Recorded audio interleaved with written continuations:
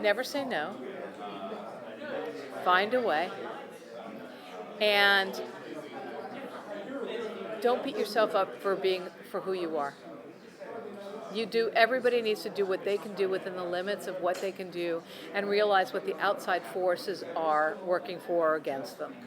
And I think that for a lot of years I pushed in a way that was uncomfortable for me. And I think if I had to do it again, I would say, you find your people, you find your way, you don't say no, but you have to find the people that you can be yourself with.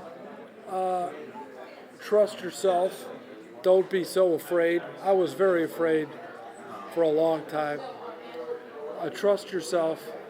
Don't let what you don't know bother you. Sometimes you write your best stuff when you don't know what you're doing. A lot of times I'll just go at it and trust that after I hear it, I go, that was really a good idea. I'm taking that. You got to remember, we throw out a lot of stuff. So I think when I first started, I came out of school, and when you come out of school, you try to be, you do what you did at school. And the first thing I learned is pretty much, you've learned all that stuff, it's really good, and it's a good foundation. But you got to lose that stuff. You got to lose it. And you got to go with something else. You got to find out what is it that you're trying to say, and you'll find how to say that. You find your own voice, you find your own method. I never studied how to score a film. I studied music, a lot of music, but I never studied how to score a film. I had to find ways of doing stuff that are my own. What's funny is that we all pretty much come to the same place often, but the road getting there is a completely different way.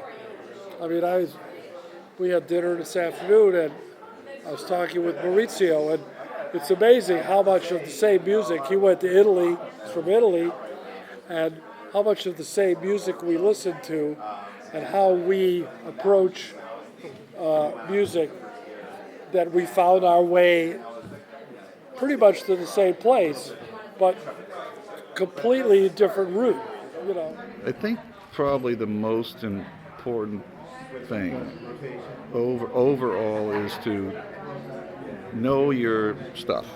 In other words, if you're going to play in the big leagues, know your history, know your music, know these things. Don't think because you had a year of music education in college that all of a sudden you're a film composer.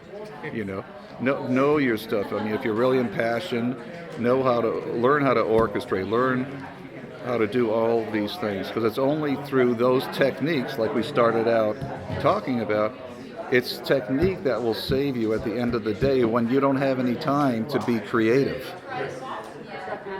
That's when technique really sets in and saves your butt. Be true to yourself, who you are. If you try and be something else, you'll probably fail, because it's not going to come across with the degree of authenticity that it needs to really be worthy of being, of existing. And to continue to challenge yourself and learn from your failures, because if you don't have any, you're not pushing yourself hard enough. You have to always push yourself to the brink of failure. I think that's when the greatest things happen for a composer, and I think that's when you begin to really understand who you are. So the most important thing, I think, to become somebody that is known is to be identifiable in your sound.